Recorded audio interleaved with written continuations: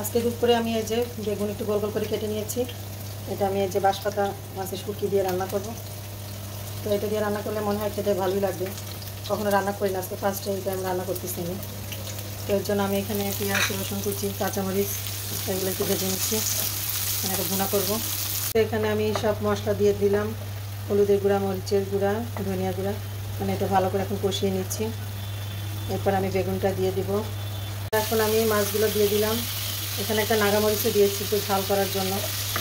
তো এখন মাছটা একটু কষিয়ে নিচ্ছি। আমি আগে কখনো রান্না করি না এইরকম মাছ দিয়ে, এই ফার্স্ট রান্না করতেছি। কেমন হবে জানি না, মানে রান্নাটা ভালো হতে পারে বা খারাপ হতে পারে। মাছগুলো কষানো হলো, এখন আমি এই যে বেগুনগুলো দিয়ে দিলাম। এটাও গলে যাবে, একটু কষায় নিতে হবে। বেগুন দিয়ে শুটকি মাছ খেতে তো দারুণ লাগে, এই জন্য আমি করলাম আজকে।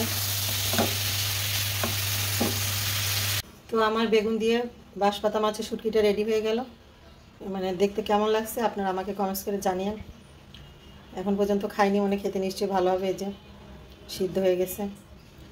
তো সবাই ভালো থাকবেন, আল্লাহ হাফেজ।